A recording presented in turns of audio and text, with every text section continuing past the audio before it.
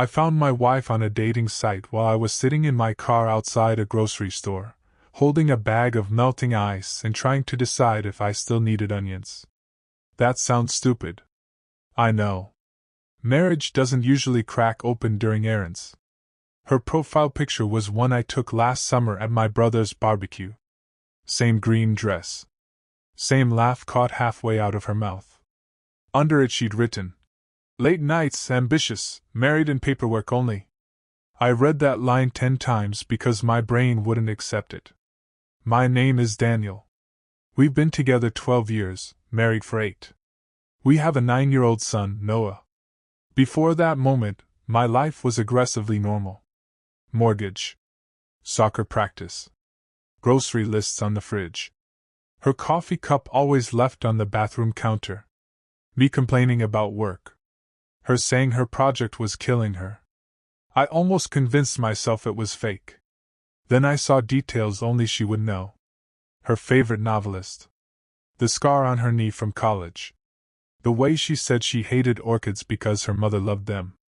I sat there for 40 minutes and never bought the onions. Looking back, I can trace the slow change like cracks spreading through glass. About 8 months earlier, Lena started staying late at work. She manages product development for a medical software company. Deadlines, client calls, launch schedules. At first it made sense. She came home exhausted, dropped her heels by the door, kissed Noah on the head, and went straight to the shower. I believed her because I had no reason not to. That's the part one keep getting stuck on. People talk about red flags like they're bright and obvious. Mine were quiet. She laughed less. She stopped telling me little things. What someone said at lunch? Which coworker annoyed her? What shows she wanted to watch? We used to talk in bed until one of us fell asleep mid-sentence. Then suddenly she was always tired. There were other things. Her phone started living face down. She changed her password after years of not caring. If I walked into a room, she'd tilt the screen away without thinking. I noticed. I just didn't want to become the husband who notices too much. The worst part is I helped explain away every warning sign. When Noah asked why Mom missed his school concert, I told him she was building something important. When she canceled dinner with my parents twice in 1 month, I said her project must really be on fire. My mother actually looked at me one Sunday and said, "She seems somewhere else." I got defensive immediately. Told her work stress makes people strange. Told her not to turn normal adult exhaustion into drama. I even believed it. Lena had always been ambitious. That was one of the reasons I fell for her. When we met, she was the kind of person who could walk into a room and make everyone feel slightly more awake. Sharp, funny, impossible to intimidate. So when she started disappearing emotionally, I framed it as pressure. Temporary distance. Marriage seasons. But there was one thing I couldn't shake. She stopped touching me. Not just sex. Everything. Her hands stopped finding mine in parking lots. She stopped leaning against me on the couch. At night there was suddenly a border down the middle of the bed. I noticed that most. I just never said it out loud. The first real crack happened on a Thursday night. She told me she'd be late because of a client presentation. Noah was asleep by 9. Around 10:30, her phone buzzed on the kitchen counter. She had forgotten it. That had never happened before. I stared at it for maybe 30 seconds. I still remember feeling guilty before I even touched it. The screen lit up. A message preview. Can't stop thinking about last night. No name. Just a number. My chest went cold so fast I thought I might throw up. I didn't open it. That almost makes me laugh now. I was still trying to be decent while my life was quietly exploding. When she got home just after midnight, I was sitting at the table. She looked at the phone, then at me. "What happened? Who texted you?" Her face changed. Not dramatically. Just a flicker. A tiny tightening around the eyes. "Probably work." "At midnight?" "Yes, Daniel. Adults work late sometimes." She sounded irritated, not scared. That confused me more than anything. I wanted her panic. Instead, I got annoyance. And somehow that made me apologize. For the next 3 weeks, I lived like a man slowly poisoning himself. I watched everything. How long she stayed in the driveway before coming inside. How fast she replied to texts. Whether she smiled at her phone. Whether she wore perfume to late meetings. I hated who I was becoming. One night I couldn't sleep and ended up scrolling online like people do when they're trying not to think. Random articles, sports scores, useless noise. Then I remembered the message. I don't know why, but I opened a dating app one hadn't used since my 20s. I typed in her first name, our city, her age range. And there she was. Not maybe. Not similar. Her. 3 recent photos. Looking for connection. Honest conversation. Not every marriage is what it looks like. I actually said, no, out loud. Alone in the dark. I clicked through her profile like I was touching a hot stove. She listed books I had bought her. A hiking trail we took on our anniversary. Her favorite whiskey. My hands were shaking so badly I dropped the phone. I kept thinking one stupid thing. She wrote all of that while I was asleep beside her. I didn't confront her immediately. People ask why.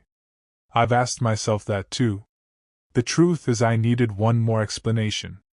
One more way for reality to not be what it was. The next Saturday, she said she had to go into the office for 4 hours. I followed her. Even writing that makes me feel sick. She drove downtown, past her office building, and parked 2 blocks away near a wine bar. I stayed half a block back, sweating through my shirt. A man was already there. Tall. Gray jacket. Maybe early 40s. She got out of the car, smiled in a way I hadn't seen in months, and touched his arm. Then he kissed her. Not tentative. Not confused. Familiar. I remember gripping the steering wheel so hard my fingers cramped. I didn't storm out. I didn't scream. I just watched. They went inside. I sat there for almost an hour. At some point I realized I was crying, but it felt weirdly detached. Like I was watching someone else break apart from across the street. That night I waited until Noah was asleep. She came in carrying Thai food, acting normal. You ate already? She asked. I said, who is he? Everything stopped. She didn't answer right away. Who? Don't do that. The guy from the wine bar. The color drained from her face. You followed me? Yes. For a second I thought she might deny it. Instead she sat down very slowly. How long? I asked. Daniel. How long? 5 months. 5 months. I laughed. A horrible sound. 5 months and I'm finding you on dating apps? It wasn't supposed to be like that. What does that even mean? She started crying. I didn't mean for this to happen. I remember standing so fast my chair fell over. You wrote that you were married in paperwork only. She covered her face. I said, was I the last person in this house to know my marriage was over? She didn't answer. That silence hurt more than the confession. The fight lasted 3 hours. It never became one clear conversation. It kept breaking apart and starting again. She said his name was Evan. He worked with an outside consulting firm. It started as lunches after meetings. Then drinks. Then, someone listening. That phrase still makes me furious. Someone listening. As if I'd been absent from my own life. I asked if she loved him. She cried harder. I don't know. That honestly hurt more than yes. Then came the part one still replay. She said, I felt lonely for a long time. I actually stared at her. You felt lonely? I was sleeping next to a woman who had already left, and nobody told me. She kept saying she hadn't planned it. That work pressure, distance, resentment, and routine had made her feel invisible. Maybe some of that was true. But every sentence sounded like she was describing weather. Something that happened to her. Not something she chose. At 2 in the morning she said, "Please don't tell Noah." And suddenly I hated that our son was now inside this. The next morning Noah asked why Mom was crying. I told him she had a stressful week. He nodded and started eating cereal. Children can destroy you without meaning to. For days I moved through the house like a ghost. We spoke only about logistics. School pickup. Dinner. Laundry. Normal words floating over something rotten. Then my sister found out. Apparently Lena had called her first. That felt like another betrayal. My sister came over, sat at my kitchen table, and said, "She's scared. She made a terrible mistake." I remember feeling almost offended by the word mistake. A mistake is buying the wrong flight. This was months of lying. My parents found out 2 days later. My mother cried. My father got quiet in that dangerous way older men do when they don't have language for grief. Everyone suddenly had opinions. Fight for the marriage. Don't be impulsive. Think of Noah. Protect yourself. I wanted all of them to shut up. Because every person had advice, and I was the one waking up next to the wreckage. A week later she told me something that changed the shape of everything. She was late. At first I didn't understand what she meant. Then I did. My whole body went numb. "Are you pregnant?" She nodded. I honestly thought I might collapse. "Is it mine?" That was the ugliest sentence I have ever said. She started sobbing so hard she couldn't speak. I don't know. I walked out of the house. I don't even remember where I drove.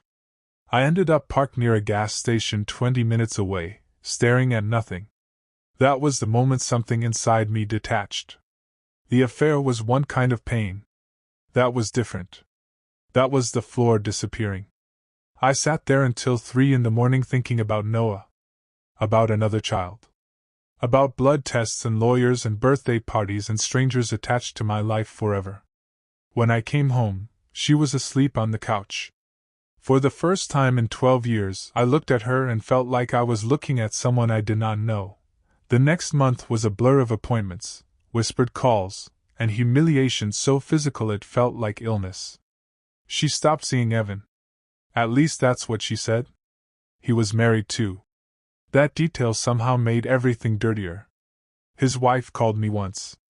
I almost didn't answer because I didn't recognize the number. She said, "I think we're living inside the same nightmare." We talked for nearly an hour. 2 strangers trying to assemble the same broken timeline. Apparently their relationship had been going on longer than Lena admitted. 7 months. Not 5. I confronted Lena again. "You lied to me during the confession." I was scared. "No. You were managing damage." She didn't deny it. A week later she miscarried. I don't know how to explain what I felt. Relief. Horror. Sadness. Shame for the relief. I sat in the hospital next to her while she cried. I held her hand. That confused me most. How could I still love someone who had blown apart the architecture of my life? People think after betrayal you become certain. You don't. I spent months split down the middle. Part of me wanted divorce immediately. Another part remembered the woman who held Noah after his first asthma attack. The woman who danced barefoot in our kitchen. The woman who once drove 3 hours because I said I missed her. Memory becomes a weapon. We tried counseling. Every Thursday at 6. I said things I'd never said out loud. That I felt stupid. Humiliated. Replaceable. That I had started checking her location when she went to the store and hated myself for it. She said she had felt emotionally abandoned for years. Maybe she had. I can own distance. Stress. Taking us for granted. I cannot own her affair. That became the wall. The therapist said trust can sometimes be rebuilt. Maybe. But trust isn't only believing someone won't cheat. It's feeling safe enough to stop scanning every silence. I never got that back. Not once. Noah knew something was wrong long before we admitted it. Kids hear the quiet. One night he asked me, "Are you and Mom mad at each other because of me?" That almost destroyed me. I told him absolutely not. I held him so hard he complained I was squeezing. We eventually told him we needed space and were going to live in different houses for a while. He cried harder than I expected. Lena moved into an apartment 15 minutes away. That first week without Noah in the house felt unbearable. I kept hearing phantom footsteps. I'd walk past his room and feel actual panic. My sleep fell apart. I lost 15 pounds. I started forgetting basic things. Meetings. Bills. My own birthday. At work I stared at emails without understanding them. People noticed. I said family stuff. That became my whole vocabulary. Family stuff. As if language could shrink what happened. The strangest part was public normalcy. School drop-offs. Birthday parties. Standing beside Lena while other parents chatted about summer camps.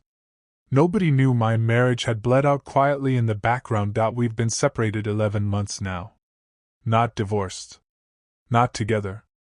That limbo has its own kind of cruelty. She says she wants to rebuild. She says she ended everything.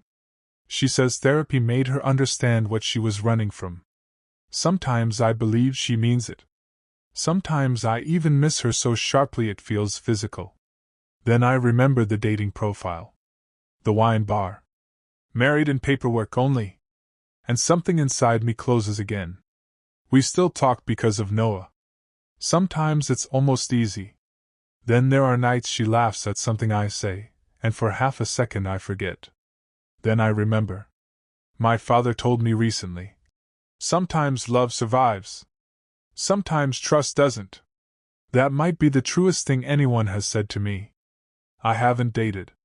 I can barely imagine it. I still check exits when I walk into restaurants now.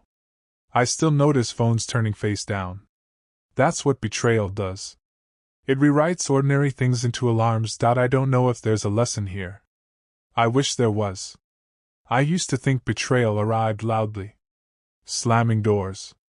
Lipstick on collars. Obvious lies. Mine came wearing routine. Late meetings. Grocery lists. Shared calendars. School lunches. That's what still unsettles me. How normal life looked while it was quietly splitting underneath us. I've spent months asking what I missed. Whether I was blind, complacent, absent, too trusting. Maybe some of that is true. But I also know this now. Loving someone honestly is not stupidity. Believing your wife is where she says she is should not make you naive. The thing I still haven't fully processed is this. Sometimes I miss the version of her that probably never really existed. Or maybe she existed, and then disappeared. I don't know. What I do know is Noah still holds both our hands when we walk him into school. For 30 seconds we look like a family. Then he runs inside, and we let go. That's the part that stays with me.